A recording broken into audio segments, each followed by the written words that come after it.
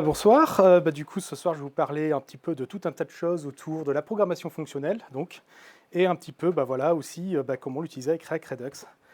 Je me présente, je m'appelle Axel Catlan, donc du coup, ça fait 15 ans que je suis développeur. J'ai pas tout le temps été juste front-end développeur, j'étais aussi back-end. Et j'ai fait pas mal de petits trucs pour m'amuser dans ce métier. Et actuellement, je suis employé chez Advise en tant que front-end développeur. Mon job actuel. Donc du coup, je vais vous parler un petit peu de l'état de JavaScript pour faire tout ce qui tourne autour du functional tooling, de la programmation fonctionnelle. On va voir quelques concepts, on va rentrer un petit peu plus dans certains on va un peu plus les survoler. Le but, c'est quand même de vous fournir à la fois des infos un petit peu pour faire pétiller votre esprit en fait, sur ce qu'est la programmation fonctionnelle, et puis malgré tout, parce qu'on est là pour ça, des cas concrets d'application de Ramda, entre autres, dans une stack React Redux. Et je vous parle aussi un petit peu de la Fantasyland, je ne sais pas s'il y a des gens qui connaissent, mais voilà, on va voir un petit peu, c'est fantastique, bon, je ne sais pas. Best Flavor, Vanilla JS, voilà, qu'est-ce qu'on peut faire avec du JS simple et en programmation fonctionnelle. Alors, on va commencer en fait un petit back-to-back Zik. Qu'est-ce que c'est qu'une fonction? C'est pas juste une fonction, un mot-clé fonction et puis du code derrière. C'est une fonction, ça doit répondre à un certain nombre de qualités. Elle doit être pure. Pure, ça veut dire quoi? C'est que pour un même paramètre ou un même set de paramètres, elle doit toujours retourner la même valeur. Ce qui lui permet d'être cacheable, plus facilement testable. Voilà, vous savez que vous passez tout le temps les mêmes variables, vous allez avoir la même réponse. Tout ça, c'est très bien. Et ça permet, entre autres, de faire aussi des choses efficaces pour tout ce qui est programmation parallèle. Et je vous mets des petites notations. Là, vous voyez un petit trait X avec une flèche et un Y. En fait, c'est une petite notation en fait, standard quand on va faire de la programmation fonctionnelle. Je vous expliquerai ça au fur et à mesure. Mais grosso modo, là, c'est une fonction qui attend un paramètre X et qui va retourner une valeur Y. Voilà, c'est comme des maths là-dessus. Et on peut avoir aussi une fonction qui va prendre une valeur X, une valeur Y et qui va vous retourner Z. Rien de foufou. Et du coup, je vous ai parlé de la pureté d'une fonction et du fait que, en fait, pour une même valeur passée en entrée, vous deviez avoir toujours le même résultat. Si on prend à gauche une fonction qui va prendre un ensemble de valeurs qui peut être x, et en fait, on voit que chacune de ces valeurs va mapper vers un seul résultat. Ce qui est intéressant, c'est que deux valeurs d'entrée différentes peuvent donner un même résultat en sortie. Pas de problème, on respecte la pureté. C'est-à-dire, je vais passer, par exemple, 3, je vais avoir tout le temps 4 en sortie. Je vais passer 5, je vais avoir tout le temps 4 en sortie, pas de souci. De l'autre côté, ce n'est pas une fonction qu'on a. On a un ensemble x, donc 1, 2, 3, 4, 5. Et par exemple, 5, quand je vais le passer dans la fonction, des fois ça va donner 4, des fois 5, des fois 7. Bon, là, on parle du point de vue mathématique des choses, et donc du coup, ça n'a pas vraiment de sens, mais par exemple, un système un peu complexe sur lequel il y a des interactions utilisateurs, dans notre navigateur, où on va manipuler des UI, etc., en fait, ce genre de choses, hélas, quand on code, peut arriver assez facilement. Et ça peut créer soit des comportements voulus, soit des trucs un peu funky à tester ou des bugs un peu bizarres. Donc, quand on fait de la programmation fonctionnelle, du coup, et qu'on dit ceci est une fonction, il faut éviter ce genre de choses. Passons à notre JavaScript standard, voilà, notre lib standard. Si on prend l'objet string qu'il y a dedans, dessus, il y a des méthodes qui sont rattachées via le prototype. Donc voilà, alors, on a quelque chose, on passe une string, on va appeler la méthode, pas une fonction, to uppercase. Et ça nous retourne un test. Excusez-moi, je refais un petit retour en arrière. Le souci de cette fonction, on le voit tout de suite, elle n'a pas de paramètres. À partir du moment où elle n'a pas de paramètres en entrée, on pourrait dire l'objet, c'est son paramètre, etc. Mais à partir du moment où on n'a pas de paramètres en entrée, on ne peut pas dire qu'elle est pure. Ça va être un effet, en fait, sur notre chaîne de caractères. Donc, du coup, à tester, c'est différent. Bon, une fonction qui n'a pas de paramètres, ce n'est pas une fonction. Aïe. Par contre, on peut le transformer en une fonction complètement valide pour faire de la programmation fonctionnelle. Il suffit de la wrapper en fait, dans une fonction to uppercase, on garde le même nom, il est parlant. On va attendre une valeur, et puis derrière, on va prendre notre valeur qui est censée être une chaîne de caractères, et nous faire un petit to uppercase, et ça y est, on a transformé une méthode qui est par définition impure en une jolie fonction pure. Bon, ok, très bien, on a fait notre petit truc, et puis alors, to uppercase Axel, bon, magnifique, ça fonctionne. Axel en majuscule. Ok, bon, prenons un autre objet, un autre élément qu'on va manipuler régulièrement, nos fameux tableaux.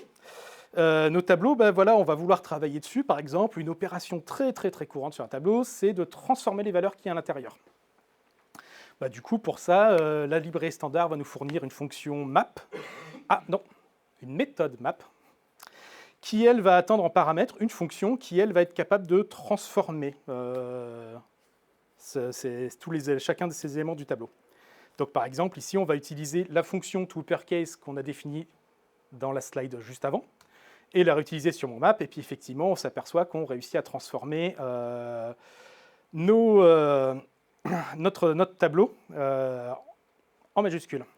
Le petit souci de cette fonction map, de cette méthode map, je vais faire l'erreur souvent moi aussi, c'est que c'est pareil, elle n'est pas pure. Alors elle attend bien un paramètre, mais ce paramètre seul, qui est la fonction toUpperCase, n'est pas suffisant pour calculer tout le temps le même résultat. Si jamais mon tableau sur lequel en fait j'applique map ici change, il est muté quelque part ailleurs, etc., en fait on pourra se retrouver avec des résultats différents qu'on ne comprendra pas. C'est pareil, notre fonction map, en fait, notre méthode map, qui est fournie par la lib standard JavaScript, on peut la transformer en fonction pure. De la même façon, on va dire, voilà, map, c'est une fonction qui va attendre une fonction de transformation et une valeur sur laquelle elle va pouvoir s'appliquer. Donc là, on reprend cet exemple-là, et on va pouvoir créer un tableau, on va pouvoir le passer à la fonction map avec la fonction toUpperCase, et c'est magnifique, ça fonctionne. Mais par contre, on s'aperçoit... non, c'est bon. Et on s'aperçoit d'ailleurs que notre arrêt, notre tableau originel, il n'a pas été touché, il n'a pas été modifié. Donc on répond ici, avec notre réimplémentation, notre petite astuce, à ce qu'elle soit transformée en fonction pure. Casse-pied ces fonctions pures, on est obligé de réécrire plein de trucs dans lib standard JS. Après, on va pouvoir voir d'autres choses. Effectivement, là, sur les tableaux, on est capable aussi de faire des choses comme, par exemple, un splice pour supprimer ou ajouter des valeurs. On peut faire plein de petites choses avec un splice. Et on va s'apercevoir que quand on va utiliser splice, en fait, on ne va pas avoir notre nouveau tableau qui a été modifié en retour de son appel. C'est-à-dire que là, si on veut le faire, la même astuce, et le wrapper dans une fonction de manière à ce que splice devienne pur, on commence à avoir des soucis. Parce que effectivement, on s'aperçoit qu'après l'exécution, c'est pas le retour de splice qui va être la nouvelle valeur du tableau, mais c'est juste le tableau qui, lui, a été transformé discrètement. Et au lieu d'en créer un nouveau, voilà, vous vous retrouvez avec une référence qui a changé, mais sur un code complexe, vous ne savez pas d'où elle vient. Donc ça, si jamais on est obligé de le transformer en fonction pure, il va falloir tout réimplémenter. Ou alors faire beaucoup plus de code. Enfin, dans tous les cas, c'est casse-pied. Et si on prend des éléments de la lib standard qui sont plus récents, par exemple map, qui a été introduit il y a quelques années, mais bon, qui sont quand même plus récents dans la vie de JavaScript, on s'aperçoit qu'on se retrouve avec un peu le même souci, parce que si on fait un map set pour ajouter dans ma map une nouvelle clé valeur, on va se retrouver avec un trou. Si on fait un delete dessus ou sur un set, l'opération a réussi. Et c'est la map qui a été modifiée au lieu d'être retournée par cette fonction-là. Donc, pareil, pour faire du map, du weak map, etc., tous ces petits objets qui sont quand même utiles, vous ne pourrez pas les utiliser dans un cadre fonctionnel pur. Très, très embêtant. Du coup, en fait, c'est cool, on va utiliser Lodash. Voilà. Mais des petites surprises. Lodash, j'imagine qu'à peu près tout le monde voit de quoi il s'agit. Si vous ne connaissez pas et que vous avez un projet dont vous avez des dépendances NPM, par exemple, vous êtes à peu près sûr que quelque part, dans toutes vos dépendances, il y a au moins une qui l'utilise. C'est partout. Et en fait, ça a été créé justement pour pouvoir standardiser un petit peu toutes ces fonctionnalités qui sont dans la lib standard JavaScript, un peu faites différemment et pas forcément de façon très carrée. Et en plus, pour notre cas, nous qui voulons faire de la programmation fonctionnelle, pas fait pour faire de la programmation fonctionnelle. Et du coup, on l'utilise de partout. Faire une petite parenthèse, je vais vous parler de la composition. Vous êtes familier un petit peu avec le concept de composition? Alors j'imagine que certains oui, peut-être d'autres moins. Bon.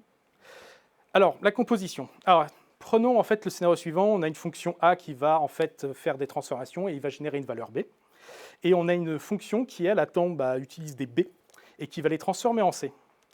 La composition, ça revient en fait à avoir une fonction qui va prendre A, puis ensuite qui va le transformer en B, et puis en C. On va prendre ces deux fonctions et en faire qu'une seule. Ce qui revient à dire qu'on a une fonction qui transforme A en C. Il est chiant, lui, avec ces trucs. Alors, du coup, prenons un exemple concret. Voilà, on a un magnifique tableau avec 4 mois. Et on va dire qu'on a déjà dans notre code disponible une fonction reverse qui va permettre de prendre le tableau et le retourner complètement. Donc janvier va arriver à la fin, juin en premier. Et une fonction head qui va prendre le premier élément du tableau.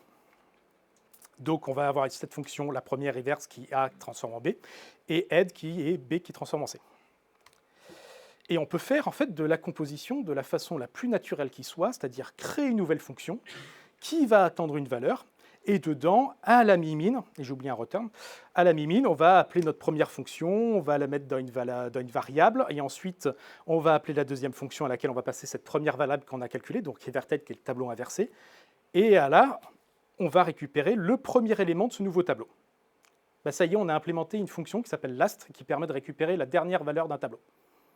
Et ça, vous avez fait de la composition, sans que ce soit compliqué, et vous le faites tous les jours, on le fait tous les jours, ce genre de choses-là. Voilà, si je passe là, ça demande de faire, on va avoir joint. Et donc du coup, ma fonction last, c'est vraiment une fonction qui transforme A en C, prenant quelque chose de très théorique. Mais on peut le faire aussi de façon plus automatique. Là, on a écrit sa petite fonction à la main, etc. Et on l'a composée à la main pour aller plus vite. Imaginons une fonction qui s'appellerait compose et qui prendrait des fonctions et qui serait capable de faire ce petit travail pour nous-mêmes. Et du coup, on va pouvoir définir une fonction qui va être capable de composer deux autres fonctions. Donc de A vers B et de B vers C, et du coup, pour avoir plus qu'une fonction qui fait AC. Ben ça, c'est l'implémentation de cette fonction-là, d'une fonction qui s'appellerait compose2, parce qu'elle est capable de prendre deux fonctions en paramètres. Et du coup, tout ce qu'elle fait, c'est qu'elle va attendre la fonction f et la fonction g, et elle va appliquer sur un paramètre x, g, puis ensuite f. Et c'est terminé ça, bah pareil, on peut l'écrire assez simplement. C'est une fonction qui compose deux fonctions. Et ce qui est assez intéressant avec, c'est que la composition, c'est associatif. En fait, on peut composer dans l'ordre qu'on veut. Donc par exemple, on peut avoir compose2 de f, de compose2 de g et de h, ça va être équivalent à compose2 de compose2 de f de g et de h. Ok, alors ça, c'est de nouveau un peu aride. Mais ce que ça veut dire, c'est que vous allez pouvoir découper votre programme en petites fonctionnalités, et vous allez pouvoir les composer dans l'ordre et de la façon, et les réutiliser de la façon qui vous intéresse dans votre programme, de manière à obtenir des fonctionnalités de fonctions plus puissantes. Donc là, par exemple, si on prend un exemple complet, qu'est-ce qu'on veut faire? On va créer une fonction qui va être capable, qui va prendre par exemple un tableau en entrée, qui va le filtrer parce qu'on veut travailler sur certaines de ses valeurs. On va ensuite retourner le tableau et on va récupérer la première valeur de ce tableau, ce qui fait que on a filtré, on a éliminé des entrées, on a retourné le tableau, ça nous coûte moins cher vu qu'on a filtré les éléments, et on va récupérer la dernière partie de ce nouveau tableau. Et c'est l'équivalent de l'autre côté de cette espèce de petite équation. Okay. Bon, du coup, on revient à Ramda. C'est cool, mais des fois, c'est inconsistant. On avait dit à Lodash, excusez-moi. On avait dit que Lodash, c'était fait pour corriger un petit peu, avoir un truc plus standard et plus propre que l'API standard de JavaScript. Ils y ont réussi, mais pas tout à fait. Par exemple, il y a des mutations. Si vous prenez la fonction reverse, reverse, en fait, pour des questions de performance, en fait, c'est une fonction mutable, c'est-à-dire en fait, vous renverra un arrêt, mais l'arrêt que vous avez passé en paramètre, il va être transformé. Votre paramètre ne sera plus le même une fois que vous aurez exécuté la fonction. Ce n'est pas juste votre valeur de retour, et du coup, ça peut créer des fois des problèmes de compréhension, mais si jamais ce paramètre d'entrée, vous voulez réutiliser ailleurs dans une autre fonction, il aura changé, vous ne saurez pas pourquoi. Pareil, en set, je ne sais pas si vous voyez ce que c'est. Set, en fait, ça permet de dire sur un objet, dans ce path-là, dans cet objet qui peut être testé, par exemple, ou sur cette valeur-là, par exemple, mon objet, il a une propriété qui s'appelle, je ne sais pas, valide. Écoute, sur cet objet, j'ai envie que valide, tu le set à true, false, une string, ce que tu veux. Le problème, c'est que set, en fait, il va vous modifier directement, discrètement, votre objet que vous lui avez passé en entrée, au lieu de vous en créer un nouveau à côté. Bon, ça, c'est pas cool. Et il faut le savoir, c'est que dans Ramda, il y a tout un paquet de fonctions, mais il y en a 23 d'entre elles qui vont muter leurs paramètres d'entrée.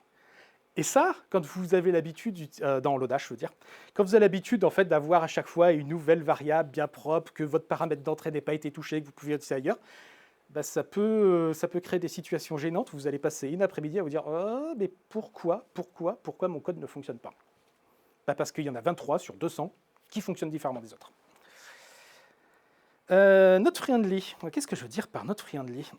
Si vous faites un map, vous faites un map sur un arrêt, tout se passe bien, ça va vous retourner un arrêt avec votre transformation appliquée. Mais si vous faites un map sur un objet, vous attendrez à avoir un objet avec les mêmes clés et les valeurs transformées. Non, vous allez avoir un tableau en sortie. Vous vouliez juste transformer les valeurs de votre objet, pas avoir un tableau en sortie. Eh bien, c'est là comme ça que Ramda fonctionne à peu près sur toutes les fonctions qui sont censées travailler sur les collections. Et ça peut être surprenant parce que collection, on s'attend à ce que ça contienne et les arrêts et les objets. Bref, petit souci. Et je vous ai parlé de la composition, c'est pas pour rien. La composition en Lodash s'appelle flow, ça s'appelle pas compose. Et en fait, vous allez lui passer un tableau de fonctions et ça va être appliqué de droite à gauche. C'est-à-dire, en fait, voilà, ça vous génère une nouvelle fonction qui va accepter un ou plusieurs paramètres et en fait, elle va faire traverser ces données de l'ordre de la fonction 1 vers la fonction 2 vers la fonction 3. Oui, mais pourquoi je dis que ce n'est pas Flow Friendly fournissent Flow Si on prend 7, cette fonction 7, elle va attendre A, B et C, qui correspondent à l'objet, au PAF et à la vue pour générer D. Le souci, c'est que pour faire fonctionner une composition, ça marche quand même plus facilement quand vos fonctions attendent qu'un seul paramètre. Parce qu'en fait, une fonction ne retournera qu'une seule valeur. Et si on dit qu'on fait traverser nos variables d'une fonction à l'autre, en fait, il ne peut y en avoir qu'une seule. Alors, on peut faire de la composition à plusieurs paramètres, mais c'est beaucoup plus compliqué avec ce genre d'outil. Donc du coup, on pourrait utiliser une fonction qui s'appelle query. Alors query, à quoi ça sert? C'est pas du tout pour manger. Ça va vous prendre une fonction qui attend plusieurs paramètres pour s'exécuter et va vous la transformer en fonction qui va attendre un paramètre. Vous retournez une fonction lorsque vous l'avez fournie, puis vous retournez une fonction, etc., ainsi de suite, jusqu'à temps que tous les paramètres qui étaient prévus pour que cette fonction s'exécute soient disponibles. À ce moment-là, vous aurez un résultat. Mais en attendant, ça va vous créer des fonctions intermédiaires. Et là, voilà, du coup, ça vous transforme votre fonction qui attend A, B et C pour s'exécuter en fonction qui va attendre A, puis vous retourne une fonction qui attend B, qui retourne une fonction qui attend C, et qui va vous fournir un résultat D. Le petit souci, c'est que si on a envie de faire, par exemple, un objet, on va le transformer, on va vouloir modifier à travers une composition plusieurs de ses propriétés. Donc on va utiliser une composition de 7 plusieurs fois.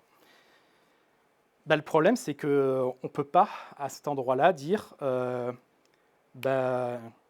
mon 7, la dernière valeur qu'il va attendre, vu qu'on sait déjà ce qu'on veut, quelle clé on va vouloir modifier et quelle valeur on va vouloir y associer, on ne va pas pouvoir inverser vraiment si facilement les paramètres. Parce que du coup, il faut que ces paramètres soient dans leur bon ordre. Alors du coup, quand vous faites une fonction, un truc intéressant à savoir, c'est que le paramètre sur lequel la fonction doit travailler doit toujours arriver en dernier. Par exemple, vous faites un map. Le paramètre sur lequel vous allez travailler, ce n'est pas la fonction de transformation, c'est votre tableau qui contient des mois, des jours, ce que vous voulez. Et sauf que dans Lodash, ils ont fait l'inverse.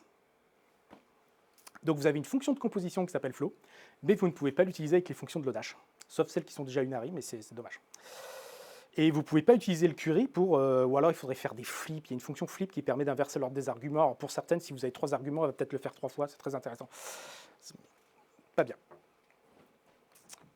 Et en plus, voilà, flow devrait être nommé compose. Alors est-ce qu'il n'y a vraiment pas d'espoir? En fait, Lodash, quand ils ont créé cette librairie, la programmation fonctionnelle ne savait pas vraiment cette presse en JavaScript. Du coup, quand ils se sont aperçus qu'ils avaient peut-être fait une bêtise, plutôt que casser Lodash pour tous les gens qui l'utilisaient déjà, ils se sont dit, on va faire quelque chose à côté, qui s'appelle Lodash FP. Et en fait, Lodash FP, on va renommer les fonctions de manière à ce qu'elles soient plus claires et plus en adéquation avec ce que les développeurs fonctionnels ont l'habitude d'utiliser. Et surtout, on va se débrouiller pour que toutes les fonctions respectent l'immutabilité des paramètres d'entrée. Changer l'ordre des arguments. En fait, toutes ces fonctions aussi vont être auto-query, c'est-à-dire en fait, dès que vous allez utiliser une fonction qui attend plusieurs paramètres en entrée, vous n'avez pas besoin de la wrapper d'une fonction query qui va être capable de vous transformer cette fonction qui attend plusieurs paramètres en entrée en une fonction qui retourne des fonctions. Donc ça, c'est cool. Vous allez pouvoir utiliser directement ces trucs-là. Et un meilleur nom. Mais on garde quelques inconvénients si j'avais utilisé Lodash FP. En fait, vos objets peuvent être transformés en tableau assez rapidement. Vous vous rappelez, on passait un objet sur une map et puis on se retrouve avec un tableau, c'est assez embêtant. Et puis vous allez devoir faire en plus la bascule, alors Lodash FP, le nom n'est pas pareil, il faut regarder, c'est l'alias vers quoi, la documentation sur la partie Lodash, et puis les arguments ne sont pas dans le bon ordre, etc. C'est un peu casse-pied. Bon, mais c'est quand même très bien. Si vous utilisez déjà Lodash, vous êtes intéressé par faire de la prog fonctionnelle, testez Lodash FP, c'est cool. Et alors, par contre, là maintenant, je vais vous parler de Ramda, Functional Workhorse. C'est vraiment ça. Qu'est-ce que c'est que Ramda? Je vais vous mettre deux exemples. Ils sont un peu petits, hein, je m'excuse. Une fonction est écrite avec Lodash, une autre est écrite avec Ramda. Et ce n'est pas du tout pour compter le nombre de caractères présents dans la fonction, on ne fait pas des comparaisons là-dessus, ça n'a pas trop de sens. Mais c'est surtout qu'en fait, il y en a une sur laquelle on a très rapidement, en fait, quand on va l'utiliser, nos paramètres d'entrée et un résultat. C'est la version Lodash. Lodash, en fait, est plutôt data first. Le but, c'est de manipuler de la data directement. Ramda, quand on va faire la même chose, en fait, ça va nous retourner une fonction. Où est ma donnée? En fait, le but de la programmation fonctionnelle, c'est vraiment de créer d'autres fonctions. Quand vous allez faire de la programmation fonctionnelle, vous êtes tout le temps en train de créer des nouvelles fonctions à l'aide d'autres fonctions. Et puis de les composer. Pour créer, en fait, vous allez créer des behaviors plutôt que de calculer des choses. Et du coup, bah voilà, Ramda rend tout très facile en fait, pour créer des nouvelles fonctions par composition. Et puis, je vous ai parlé un petit peu du querying tout à l'heure pour dire, voilà, on transforme une fonction qui attend plusieurs paramètres en une fonction qui retourne des fonctions, etc., en fonction du nombre de paramètres attendus. Bah là, on a un exemple. Filter, par exemple, si vous avez l'habitude, bah, ça attend plusieurs paramètres. La fonction de filtre et le jeu de données sur lequel que vous allez essayer de filtrer. Et par exemple, quelque chose qui permet de faire un test comme where equals en Lodash, bah, il va attendre à la fois ou une fonction, une structure, ou quelque chose en fait, qui lui permet de discerner est-ce que cet objet est égal à ce que je viens de décrire. Et là, pas du tout. À la place, on va, si on ne fournit pas la donnée, juste créer une nouvelle fonction. Filter complete. Bon, très bien. On peut créer aussi une fonction qui s'appelle group by user, simplement en utilisant group by, et puis on va les dire en utilisant une fonction de Ramda aussi, prop user. On n'a toujours pas d'objet sur lequel, ou d'ensemble d'éléments sur lequel on va pouvoir travailler. Mais on a créé une nouvelle fonction. Si on lui passe ces données-là, on va pouvoir travailler avec. Bah, du coup, on a créé filter completed, on a créé group by user. Alors imaginons que par exemple, ce soit une liste de to-do, multi-utilisateur. Et donc du coup, sur chacune de nos to-do, on sait quel utilisateur l'a créé. Et puis on sait si elles sont complètes ou pas. Pas mal par exemple pour faire gérer un sprint, vous avez une liste de tâches. Ça dépend des gens qui vont la prendre, la tâche, qui vont l'exécuter. Et puis à un moment, elle est finie. Ben, en fait, en créant ces fonctions filter complete et group by user, ben, on va pouvoir aussi les composer pour créer en fait, une fonction de plus haut niveau, plus complète, qui elle est plus applicative en fait, et qui va dire ben, voilà, je peux récupérer toutes avec cette fonction-là, si on lui passe un dataset, toutes les to-do qui ont été complétées, groupées par utilisateur. Mais on n'a toujours pas exécuté de code sur notre dataset. Et enfin, une fois qu'on a créé toutes nos fonctions, et on les a bien découpées, chacune des toutes petites, et qu'on les a composées pour en faire quelque chose de plus puissant, on peut les utiliser. Donc là, une complète by user, je peux lui passer ma liste de to-do et je vais avoir un résultat. Donc Ramda, c'est vraiment toujours cette idée. Et dans Ramda, toutes les fonctions sont query par défaut, comme dans Lodash FP. Et en fait, qu'est-ce que c'est exactement? Alors, la fonction qu'on a utilisée, where equals, je vous ai parlé du coup des petites signatures avec les flèches. Donc là, where equals, en fait, c'est une fonction qui va attendre un objet dont les clés sont décrites par une chaîne de caractères et qui va avoir des propriétés. Et puis, en fait, là, vous allez décrire à quoi doit être égal votre objet. Par exemple, j'ai envie de voir tous les objets qui sont complete. Mais vous n'avez toujours pas passé l'autre objet, celui auquel vous voulez le comparer avec le premier. Et alors, du coup, vous allez pouvoir en fait faire une application partielle sur where-equals en lui passant juste le premier, celui qui va décrire ce que vous attendez, votre filtre. Et ce qui va vous permettre d'avoir partial, en fait, ça va être une fonction qui va attendre vos objets finaux et vous retourner un booléen. Pourquoi c'est important? Parce que je vous l'ai dit tout à l'heure, en fait, la composition, c'est beaucoup plus facile si toutes vos fonctions sont unaires. Et du coup, on peut justement créer, à partir group by user, n'attend plus qu'un paramètre. Incomplete attend plus qu'un paramètre. Et donc, du coup, notre fonction va pouvoir y piper comme ça à travers en fait, notre data. Bon. On va avoir un véritable exemple plus complet. Donc, J'ai réimplémenté ces fonctions directement, donc elles sont toutes partiellement appliquées, que ce soit rprop qui attend 2 paramètres, groupby qui attend 2 paramètres, mais qui à chaque fois n'en qu'un, et puis where_equals qui attend 2 paramètres, rfilter qui attend 2 paramètres. Et je compose le tout, et à la fin, je vais utiliser la fonction. Comment ça se passe en fait, en vrai, quand je vais utiliser ma fonction inCompleteByUser? Mon paramètre ToDoList, en fait, va s'appliquer sur le deuxième argument quel temps filter. Donc la signature de filter, c'est j'attends une fonction qui va attendre une valeur A et qui va te retourner un booléen. Passe-moi cette fonction. C'est le premier paramètre de filter. Ici, ça va être where_equals. On l'a déjà fourni. Du coup, elle attend plus qu'une deuxième paramètre, FA. En fait, ToDoList va s'appliquer directement sur ce deuxième paramètre qui est manquant, grâce au currying. Et ensuite, comme on a composé, donc cette fonction va s'exécuter, va produire un nouveau résultat. Et comme on a composé, et que j'ai dit que ça s'appliquait de droite à gauche lors de la composition, eh bien, cette nouvelle valeur qu'on vient de créer va être fournie au paramètre, deuxième paramètre qu'attend groupby. Le premier, on l'a fourni, rprop_user. Et du coup, ça va permettre de créer une nouvelle valeur sur cette fonction-là, qui va nous être retournée à la fin en tant que résultat. Je pense que c'est peut-être la façon la plus claire un petit peu d'expliquer sur un cas plutôt simple et suffisamment complexe pour en voir la valeur, comment on peut justement créer des fonctions, partiellement les appliquer, les composer ensemble et obtenir quelque chose de très puissant. Enfin, très puissant, il ne faut peut-être pas exagérer. Et du coup, l'ordre des arguments de la fonction est super important. Sinon, vous ne pouvez pas faire ce genre de choses. Bon, alors maintenant, on a dit, voilà, j'utilise React, j'utilise Redux, on est quand même à un meet-up React Redux. Je vous ai peut-être un petit peu endormi avec ces cas qui ne sont pas très complets, mais du coup, comment on peut utiliser Ramda? Partons du principe qu'on a une application React Redux, on a un magnifique state, et comme chez Advise, on est une boîte où on gère des conversations, du coup, dans notre state, on va avoir une liste de conversations sur laquelle notre application va afficher, permettre d'interagir avec. Et ces conversations, c'est facile, on va les identifier, elles ont un bel identifiant, conversation 1, conversation 2, et derrière, c'est un objet, donc ici, très très simple, pour les besoins de démonstration, dans lequel on va juste dire si la conversation est active ou pas. On peut imaginer qu'il y aura plein d'autres choses derrière. Donc un state très très simple. Et si on utilise un réduceur, par exemple, on va dire que ma conversation elle va devenir active, c'est-à-dire on a envie de dire la conversation avec un ID que je vais vous fournir, j'ai envie qu'elle devienne active. On peut vite se retrouver avec, dans notre suite Cage Redux, avec quelque chose de très long comme ça. Alors, on fait des tests, on vérifie que la conversation existe bien pour cet ID-là avant de faire des transformations dessus. Et puis ensuite, on va faire du destructuring, histoire de pouvoir changer la valeur tout au fond de mon state, parce qu'il n'est pas tout à fait à plat. Et puis, c'est long.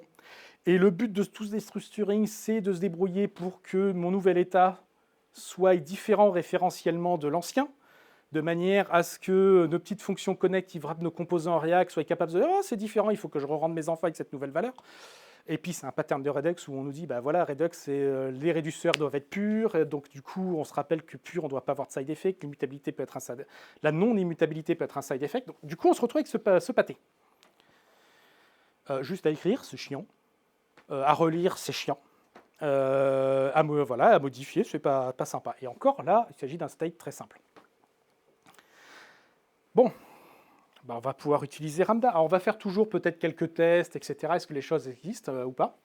Et on va s'apercevoir que, tiens, on a des petites fonctions, par exemple, assoc_path, qui va dire, sur un objet, qui peut être très complexe, si tu vas aller dans cet objet chercher conversation, qu'ensuite, dans cette conversation, qui peut être une map, qui peut être un autre objet, etc., tu vas me chercher conversation ID. Alors, ça peut être une position s'il s'agit d'une liste, donc un 0, etc., pas forcément une chaîne de caractères, et que dans l'objet que tu vas trouver à l'intérieur de tout ça, il y a une propriété isActive, ou si elle n'existe pas, c'est pas grave, j'aimerais que tu dises qu'elle soit true maintenant. On a une ligne, on a décrit comment on allait chercher, pointer vers notre propriété qui peut être très profond dans le state, et puis on l'a changé. Et on a la même chose juste quand on a juste une propriété simple sur un objet tout bête à changer. Donc assoc_path quand vous avez un arbre d'objets à gérer, ou assoc tout simplement. Et là, en fait, dans l'Audash, il y a déjà 7 pour faire à peu près la même chose. Il y a déjà un truc qui ressemble à ça, mais comme c'est mutable, on ne pouvait pas l'utiliser dans nos réduceurs. Dommage. Là, on peut. Alors, on pouvait toujours évidemment utiliser des choses comme immutable helper, ils en parlent dans la documentation de Redux, immer, etc. Mais là, si vous utilisez l'Audash pour faire plein de choses fonctionnelles déjà de votre côté, vous n'avez pas besoin d'installer une nouvelle librairie juste pour gérer votre store, mais vous pouvez déjà utiliser Ramda directement pour faire ce genre d'opération. Et c'est peut-être un peu plus facile à lire. Et on peut faire la même chose avec les selectors pour aller lire dans le state. Alors des fois c'est casse-pied, il faut aller lire profondément dans le state. Alors, si vous utilisez les dash, vous avez déjà get, vous pouvez avoir à peu près le même genre de signature. Et là je peux créer facilement en fait un sélecteur conversation status qui attend qu'on lui passe un state et un ID, enfin un ID puis un state dans le bon ordre, et on va pouvoir aller récupérer, savoir si pour cette conversation ID, est-ce qu'elle est active ou pas. Très très simple. Et puis la même chose, si jamais on a juste un objet de conversation pour aller regarder sa propriété, si elle est active ou pas. Rien de foufou. Et pareil, si on se retrouve souvent dans des cas où en fait on doit gérer en fait de ce qu'on appelle le uncertainty. Est-ce que something existe? Est-ce qu'il a la forme que j'attends? On n'a pas de typage en JavaScript et ça peut arriver que des fois soit un web service nous renvoie quelque chose avec une allure un peu exotique, etc. Prop or, ça permet de dire je vais chercher la prop isActive dans something, mais si jamais l'objet n'a pas cette tronche, n'a pas cette clé, etc., par défaut, j'aimerais que tu me renvoies false. En moins, je vais pouvoir continuer à fonctionner et fournir un résultat par défaut. Et puis, on peut faire la même chose avec ASOC, on a ASOC prop, on a tout un tas de fonctions dans Ramda qui permettent de faire ce genre de choses-là.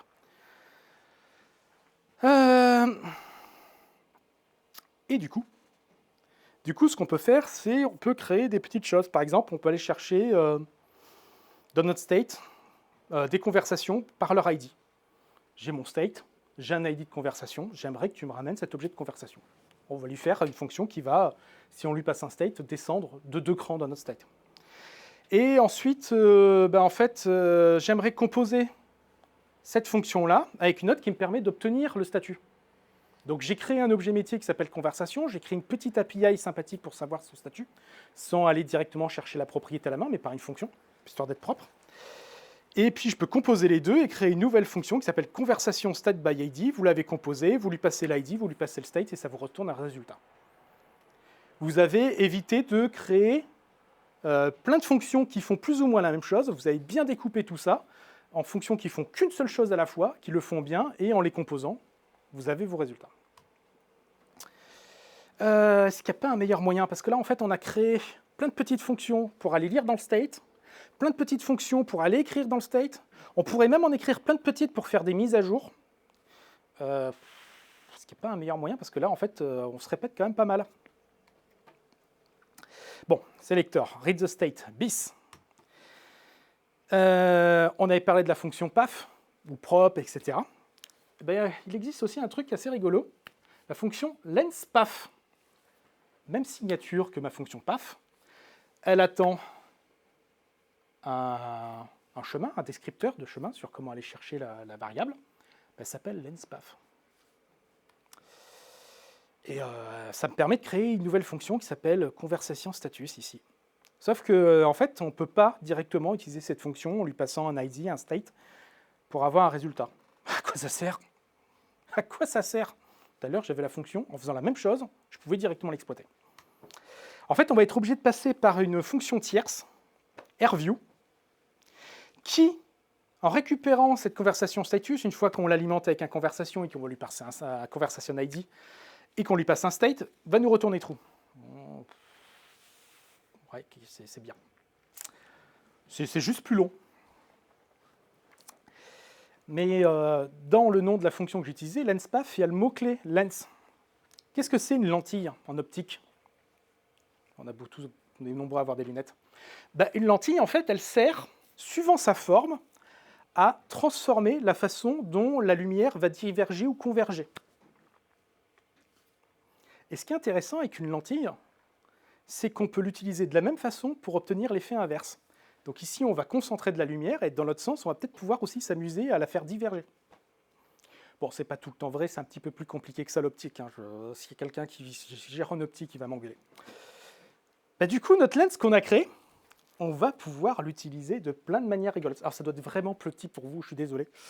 Alors, on a créé notre lens ici avec notre PAF. Ok, très bien. On aura une petite fonction toggle, on verra comment ça sert plus tard.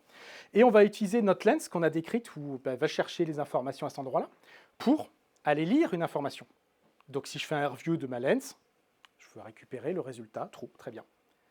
Mais je peux utiliser aussi ce descripteur, cette lens que je viens de créer, pour créer un nouveau state avec R7. Et je dis, conversation status, sur l'ID conversation, je veux que tu mettes false. J'ai créé qu'une seule fonction qui me permet à la fois d'aller lire dans mon state et d'y écrire. Et en fait, je peux même l'utiliser pour faire des transformations. Par exemple, ici, on va utiliser rover, ma lens, une fonction toggle. Du coup, je m'en fiche d'ailleurs de l'état dans lequel se trouve cette information dans mon state, mais j'ai une fonction qui va permettre de la transformer, et over va permettre de lire cette valeur, de la piper dans ma fonction toggle, qui fait juste un invert, et de créer un nouveau state. Et je peux aller relire dessous avec ma fonction ma lens qui permet d'aller lire dedans. Donc, gros gain de temps, j'écris qu'une seule fonction, et je peux l'utiliser 3 façons différentes. Moi, je trouve ça assez cool. Ça évite de faire plein de répétitions. Et puis, si un jour votre state change ou quelque chose, vous avez un bug à corriger, faire évoluer votre application, vous vous retrouvez à plein d'endroits où corriger votre code. Là, il n'y en a qu'un seul. Ouais, mais ça, c'est cool ça. Mais putain, comment je fais pour composer mes sélecteurs là avec tes lens? Bah, en fait, les lens, c'est comme d'un appareil d'optique, téléobjectif, etc. On peut en mettre plusieurs, les unes après les autres, pour obtenir différentes propriétés, pour transformer la lumière et obtenir un résultat. Et je vous ai dit que Ramda, le but, c'était de faire de la composition sans arrêt. Ben ici, voilà, j'ai une première. En fait, c'est une qui me permet de récupérer donc conversation lens. Elle permet de créer une lens qui, via un ID, va me chercher dans une collection de conversations dans mon state la conversation qui va bien. Et du coup, je peux aussi, alors si j'en ai une autre qui s'appelle status lens aussi, qui est juste une simple lens prop qui va chercher isActive, qui va pointer dessus en tout cas. Et je peux les composer, ces 2 fonctions, parce qu'elles me retournent des fonctions. Donc je compose ces fonctions. Et du coup, mes 2 lens, si on les additionne, c'est associatif, et ben j'en crée une nouvelle. Quand vous utilisez des jumelles, vous n'avez pas besoin de savoir dedans combien il y a de lentilles pour pouvoir les utiliser. Ben, la même chose. Vous pouvez en mettre plusieurs en fait, et avec la composition, vous créez une espèce de petite boîte noire, et vous allez profiter de toutes les propriétés de ces lens que vous venez de créer. Et du coup, de la même façon, j'ai pu créer une API qui ne travaille que sur ma conversation, mon entité métier, et comme j'en ai plein dans mon state, du coup, je peux avoir une fonction qui s'occupe que de chercher mes conversations et une autre qui permet que d'aller faire des choses dedans. Et de la même façon, je vais utiliser view, set, over, etc. pour faire la même chose. Donc c'est cool, on continue à pouvoir découper notre code en petites fonctionnalités, en petites lens, et pouvoir les recomposer et les utiliser pour faire des choses beaucoup plus complexes. Donc là, voilà. C'était quoi cette... Je ne sais plus. C'est la slide mystère. Qu'est-ce que je voulais dire là-dessus? Je ne sais plus. Et du coup, je l'ai en double. C'est parfait. Donc ça, c'était les lens. Donc c'est un outil que vous fournit Ramda, qui n'est pas disponible du tout dans l'Odash. Alors lens, on pourrait voir comment on les construit, etc. Mais ce n'est pas le but. Là, c'est vous donner des cas pratiques, utilisez-les, puis ensuite amusez-vous à les étudier. Je pense que c'est quand même pas mal. Donc ça, c'était des cas d'usage en fait, que moi j'ai rencontré très couramment avec React Redux. Puis il y en a un autre aussi, surtout pour ceux qui par exemple font de la data vise, vous avez des grands jeux de données, il faut parfois passer plusieurs fois dessus pour faire des transformations, etc. Et là je vais vous parler des transducers, pour faire moins de boucles. Et en fait, si vous regardez dans la doc de Ramda, il y a certaines fonctions dans leur doc où c'est marqué « Act as a transducer if a transformer is given in list position ». Ce qui veut dire rapidement, si jamais à la place de ton arrêt de valeur, tu me passes une autre fonction qui a une signature qui correspond à un transformer. Je peux fonctionner comme un transduceur. Okay. Concrètement, qu'est-ce que ça veut dire, ça? Imaginons, j'ai envie de voir une liste de nombres. Dessus, je vais y appliquer des transformations. Donc, par exemple, je vais dire, ben voilà, je vais additionner tous les éléments de cette liste. Et ensuite, je vais additionner 1. Et ensuite, je vais tout multiplier par 5.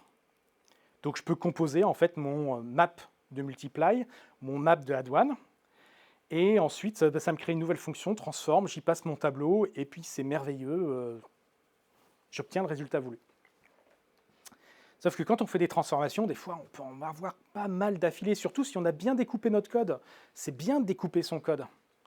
Et du coup, on va se retrouver, pour chaque fois qu'on va faire un map, à itérer sur la liste. Donc si votre liste est très grande, des milliers d'éléments, je vous dis que par exemple, vous faites de la data vise, ben, vous allez itérer une fois, 2 fois, 3 fois de suite. C'est lent. Dommage.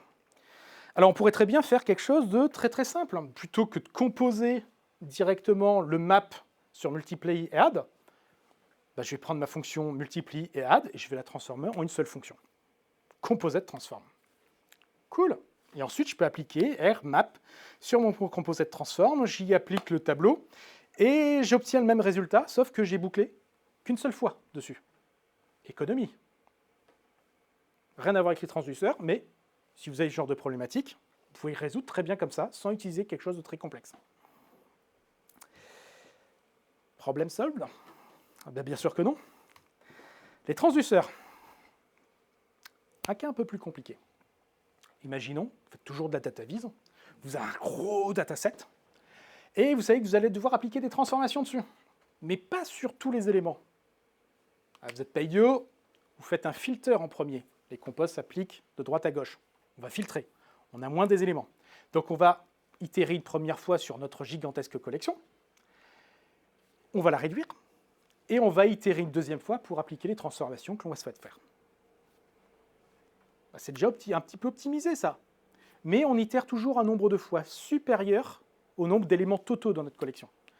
Et puis notre filter, ça se trouve, il filtre pas si bien que ça. Puis ça se trouve, vous allez avoir un filter, vous allez faire des transformations, et grâce à ces transformations, vous allez pouvoir faire un autre filter. Ce genre de choses arrive. Alors vous pouvez très bien vous dire, ok, bah dans ce cas-là, je vais prendre toutes ces fonctionnalités, en faire une seule fonction, etc. Et je vais prendre tous mes trucs qui sont un petit peu jolis, bien séparés, facilement testables, et puis en faire un gros pâté. Ah, mais c'est dommage, c'est dommage, c'est dommage. Ce qu'on peut faire, c'est un transduce. En réutilisant notre composition qu'on a déjà fait ici, où on va composer notre filter et notre map. On obtient une fonction, filter transform, qui attend une liste pour opérer dessus.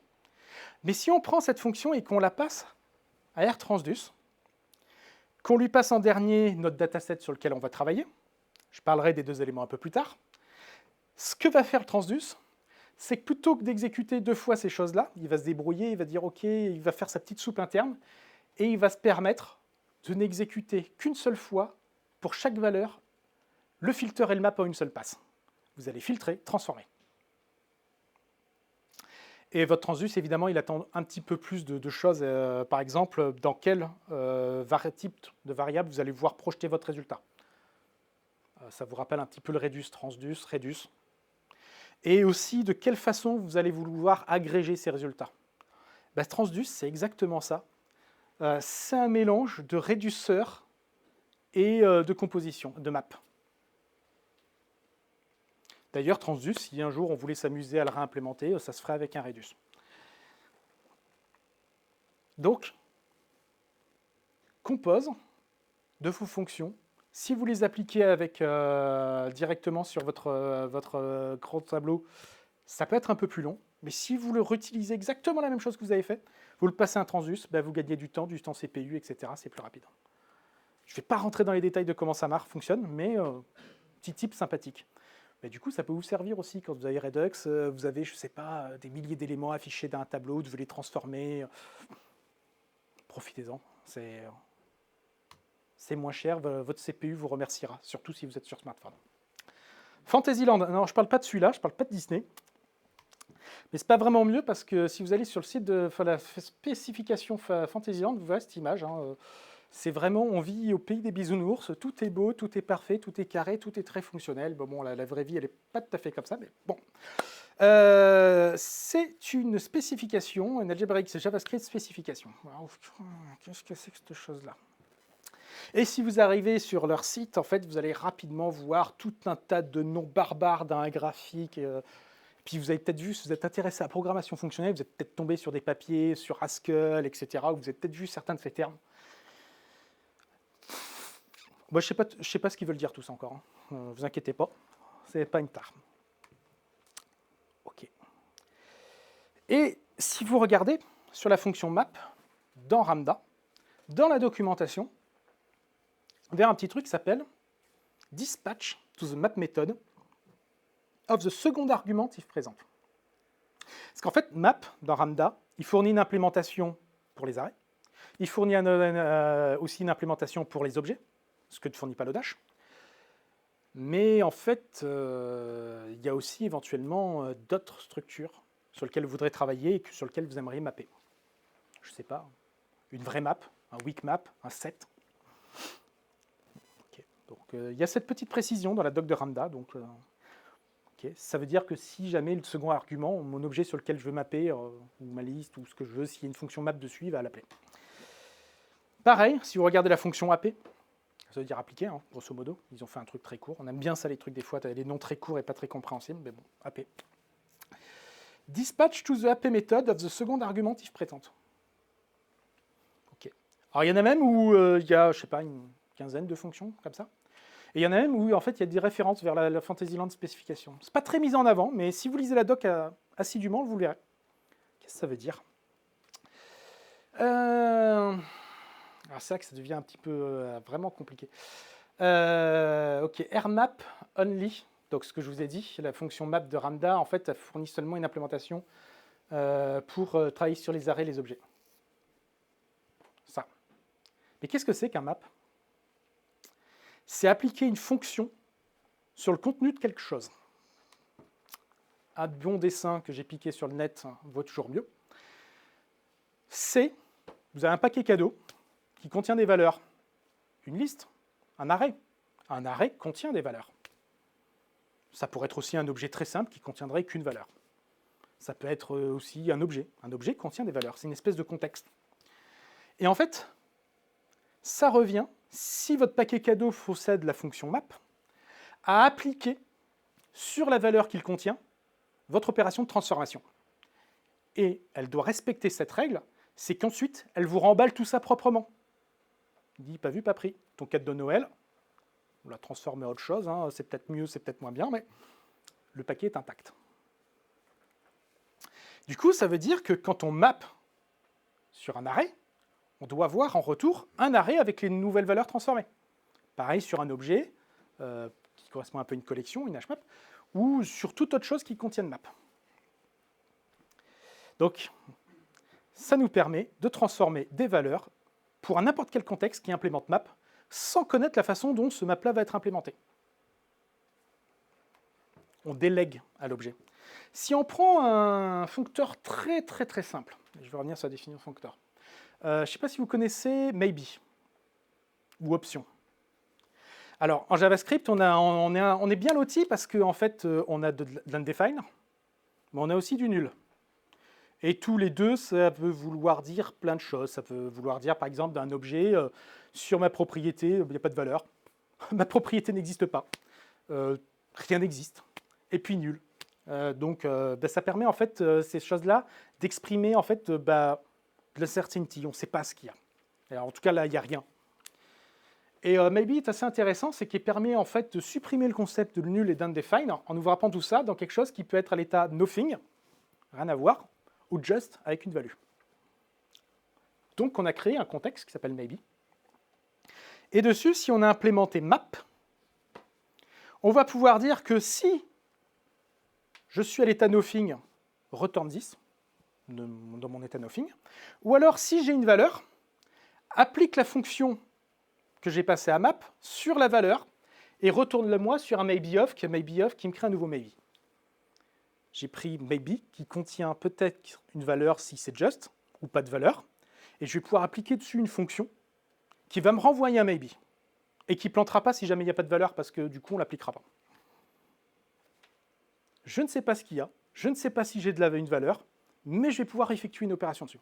En fait, ça vous évite d'avoir des if et des else partout dans votre code pour, par exemple, aller tester ma valeur existe, ma valeur n'existe pas.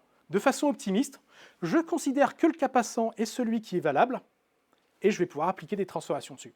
Et à la fin, en limite, on va utiliser les fonctions isJust ou isNothing pour afficher quelque chose ou pour faire quelque chose vraiment. Cette fois-ci, on a besoin de savoir si notre valeur est là, si on a quelque chose à montrer. Donc ça vous permet d'écrire des pipelines en fait, de fonctionnalités en se disant c'est pas là, c'est là, j'en ai rien à cirer, j'applique tout et maybe se débrouille pour faire toute sa soupe et à la fin, est-ce qu'il y a quelque chose ou est-ce qu'il n'y a rien? Ça évite d'avoir plein de branchements dans son code. Voilà, j'ai créé ça.